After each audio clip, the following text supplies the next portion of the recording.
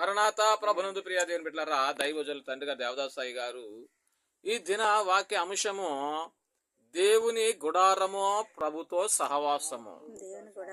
దేవుని గుడారము ప్రభుతో సహవాసమని నిర్గమకాండము 39వ అధ్యాయము 32-43 వచనాల్లో మనం చదువుకున్నప్పుడు దైవజనులు తెలియజేసిన మాటలను మనం ఒకసారి జ్ఞాపకం చేసుకుందాం.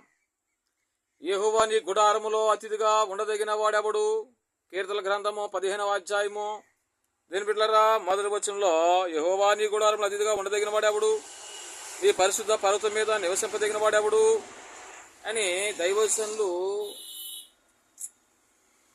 ఈ వాక్య భాగాన్ని బట్టి మనకు తెలియజేస్తూ ఉన్నారు. అంటే ఇక్కడ మనము పూర్వము ఇశ్రాయేలీలు 40 సంవత్సరములు అరణ్యములో ఉన్నప్పుడు గొప్ప డేరా అనగా గుడారము వేశారు. ఏంటండి? 40 సంవత్సరములు అరణ్యంలో ఉన్నప్పుడు ఇశ్రాయేల్ సైన్యం ఏం చేశారు? గొప్ప డేరా అనగా గుడారము వేశారట. దానిలోనికి ప్రభు వచ్చి మాట్లాడినారట. చూసారా ప్రియ సహోదరులారా, ఆ గుడారంలోనికి ఎవరు వచ్చి మాట్లాడారు? ప్రభు వచ్చి మాట్లాడేవారట. ఏమండి? ప్రభు వచ్చి మాట్లాడేవారు. ఆ గుడారంలోనికి తన ప్రజలతో మాట్లాడారు. అయితే గుడారములోనికి వెళ్ళుటకు ఎవరు యోగ్యులు? ఆ గుడారములో దేవుడు మాట్లాడుచున్నాడు. సామాన్యంగా ఉన్న ప్రజలతో దేవుడు మాట్లాడతాడా? దేవునితో సహవాసం కలిగిన ప్రజలతోనే దేవుడు మాట్లాడతాడు.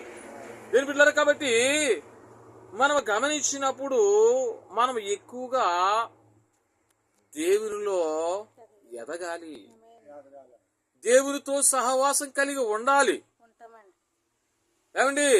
అందుకే దైవజనులు అంటా ఉన్నారు, కనుక మనిషి మాట్లాడకూడదు.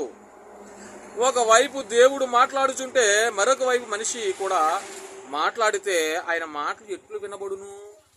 చూసారా, ఒకరు ఎవరైనా ఏదైనా సమాధానం చెప్తున్నారనుకోండి, ఇంకొకరు చెప్పేస్తా ఉంటారు. దీని బిడ్డలారా, అటు నుంచి ఎవరైనా ఏదైనా చెప్పారనుకోండి, ఇటు నుంచి కూడా చెప్పేస్తూ ఉంటారు. ఎందుకంటే వాళ్ళ మాటలు వినబడవు, వీళ్ళ మాటలు వినబడవు. కాబట్టి దైవజనులు అంటా ఉన్నారు, ఒకవైపు దేవుడు మాట్లాడుతుంటే మరొక వైపు మనిషి కూడా మాట్లాడితే ఆయన మాటలు ఎట్లు వినబడతాయి? దేవుడు కొన్ని మాటలు చెప్తుంటే మోసే వ్రాస్తూ ఉన్నాడు. దేవుడు మాటలు చెప్తుంటే మోసే గారు ఏం చేస్తున్నారండి? రాస్తూ ఉన్నాడండి. ఆయన మాటలు చెప్పే మాటలు రాయకుండా ఆయనకి ఎదురు సమాధానం చెప్తే రెండో మాట చెప్తారు ఎవరైనాను? కాబట్టి ప్రభు చెప్తా ఉన్నారు, మోసే గారు రాస్తా ఉన్నారు. దేవుని యొక్క గుడారములో నివసింపదగిన వాడెవడని ఈ వాక్యంలో కనబడతా ఉన్నది. కీర్తన గ్రంథం 15వ అధ్యాయం మొదటి వచనంలో కనబడతా ఉన్నది. కాబట్టి దేని బిడ్డలారా, మోసే తగినవాడు. ఎందుకంటే మోసే దేవుని యొక్క స్వరూపమును చూసిన వాడు. ఎవరైనా ఉన్నారా ఆయన స్వరూపం చూసిన వారు? ఎవరైనా ఉన్నారా అసలు ఈ లోకంలో? మరి మోసే గారు అయితేనో ఆయన స్వరూపం చూశారన్నారు దైవజనులు తండ్రి గారు దేవదాస్ సాయి గారు. ఏమండి? మోసే గారట దేవుని స్వరూపం చూశారట, దైవజనులు చెప్తా ఉన్నారండి. కాబట్టి ఆయన యొక్క స్వరము వినగలిగిన వాడు ఎవరు? మోసే గారు. మరి మనం విన్నామా ఆయన స్వరాన్ని? మన లోకంలో స్వరాలు వింటున్నామా? ఏమండి? మన లోకంలో స్వరాలు వింటున్నామా? ఆయన స్వరము విన్నామా? ఒకసారి జ్ఞాపకం చేసుకోండి. మనం ఎంత కాలం మందిరాలకు వెళ్ళినా, అక్కడికి వెళ్ళినా, ఎక్కడికి వెళ్ళినా, ఏ మందిరికి వెళ్ళినా దేవుని బిడ్డలారా, దేవుని స్వరము అనేది వినకపోతే వ్యర్థమే జీవితం అంతం కూడా. దేవుని బిడ్డలారా, అక్కడికైనా ఎక్కడికైనా దేవుని బిడ్డలారా మన విశ్వాసంగా ఉండాలి. అందుకే ఇక్కడ మోషే గారు ఆయన యొక్క స్వరం వినగలిగాడు. అంతేకాక వినగలిగినవి వ్రాయగలిగినాడు. చూసారు, కొంతమంది విన్నాయి రాసుకోలేరండి, కొంతమందికి వచ్చిన దర్శనాలు రాసుకోలేరండి. ఏమండి? దేని బిడ్డలారా, మరి మోషే గారు అయితే మరి ఆయన విన్నాయన్ని ఆయన చెప్తున్నాయని రాసుకుంటా ఉన్నాడు. మరి నేను రాయనంటేనో? ఏమండి? మోసే గారు నేను రాయను ప్రభా, నువ్వు ఎన్నో చెప్తావంటే కుదురుతుందా? ఈ కాలంలో కూడా దీని మీద దర్శనం వచ్చాయంటే దర్శనం రాసుకోవాలి, కళ్ళు వచ్చాయంటే కళ్ళు రాసుకోవాలా, దీని మీద ఏదైనా స్వరం వినబడేదంటే స్వరం ఏంటో రాసుకోవాలా. ఏమండి? ఇలాగుంటే దేని బిడ్డలారా ప్రభు చెప్పిన మాటలకు విలువ ఉంటుందండి దేని బిడ్డలారా. కాబట్టి అలాగే దైవజనులు తండ్రిగా దైవజనులు కూడా ఎన్నో పుస్తకాలు రాశారండి, ఎన్నో మాటలు చెప్పారండి. అవన్నీ కూడా మనం అనుసరించాలండి దేని బిడ్డలారా. దైవజనుల మాటలన్నీ పక్కన పెట్టేసి నీ సొంతంగా చెప్పేస్తా ఉన్నావు ఏమండి. నువ్వు సొంతంగా చెప్తే నిజంగా నువ్వు ఎంత అధికారివైనా, ఎంత రెవరెండ్ అయినా, ఎంత పాస్టర్, ఎంత సేవకుడివైనా దేని బిడ్డలారా, దైవజనుల మాటలు చెప్పకపోతే నీకు ఎన్ని పదవులు కలిగి ఉన్నా అంతా కూడా శూన్యమే. బైబిల్ మిషన్ చందో దైవజనుల మాటలు చెప్పకపోతేనే. దైవజనుడా జ్ఞాపకం చేసుకో, దైవజనుల మాటలు చెప్పకపోతే దేని బిడ్డలారా మనం ఎందుకు కూడా బైబిల్ మిషన్లో ఉండి ఎందుకు కూడా పనిచేయమన్నమాట. కాబట్టి జ్ఞాపకం చేసుకోండి, దైవజనుల మాటలు బయటికి తీయండి, దైవజనుల పుస్తకాలు చదవండి. చదవకుండా దేని బిడ్డలా ఏదేదో చెప్పేసి నీకు నువ్వే వేసుకోకూడదు. అదే దైవజనులు చెప్తా ఉన్నారు ఇక్కడ. దేని బిడ్డలారా తన ప్రజలకు బోధింపగలిగాడు ఏమండి. తన ప్రజలకు దేవుడు చెప్పినవన్నీ కూడా మోషే గారు ఏం చేశాడు, తన ప్రజలకు తెలియజేశారండి, బోధించారండి. దేవుడు చెప్పకపోతే మోషే గారు చెప్పగలడా?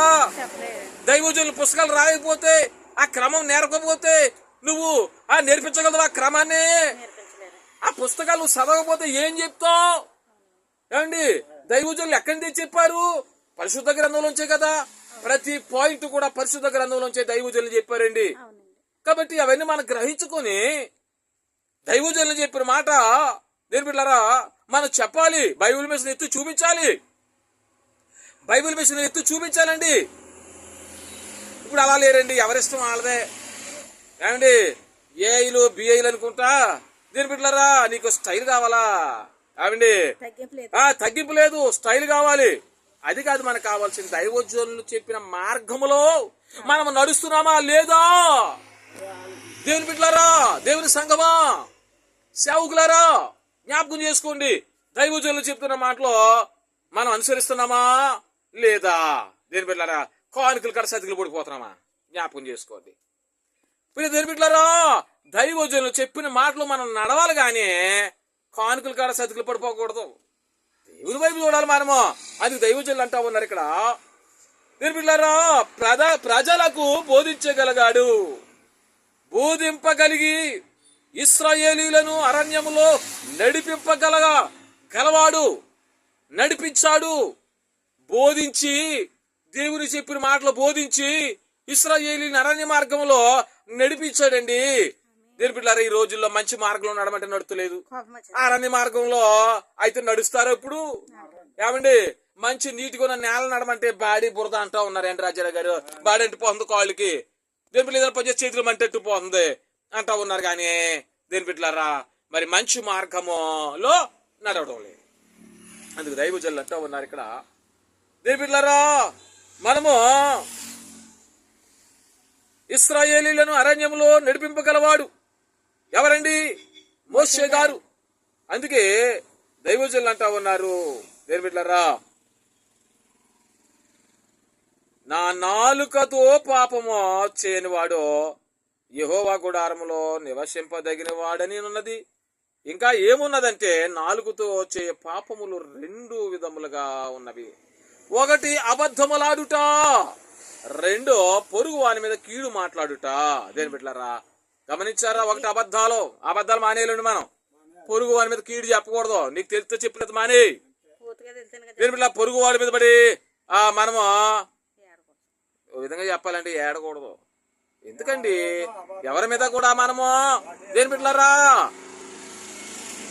ఏడకుండా మనం నివసించాలి, జీవించాలి. వాళ్ళ బతుకాలు బతుకు, మన బతుకు మనం బతుకుతాం అంతే. అంతేగాని అబద్ధాలు ఎక్కడ చూసిన అబద్ధాలు దేని బిడ్డలారా అలా ఉండకూడదు. మనం దేవుని మార్గంలో నడిపించాలి, దేవుని వైపు చూపించాలి. దేవుడు ఎక్కడున్నాడో వాళ్ళకి తెలియజేయాలి. ఎలాగైతే మనం మంచి మార్గంలో నడుచుకుంటామో దేవుడు మనకి ఎలాగైతే దేవుడు చెప్పాడో అదే మార్గాన్ని తెలియని వారికి మనం కూడా ఎక్స్ప్లెయిన్ చేయాలి, వివరించాలి. ఏమండి? అటు ధన్యత ప్రభు మనకు దయచేయను గాక. ఆమేన్.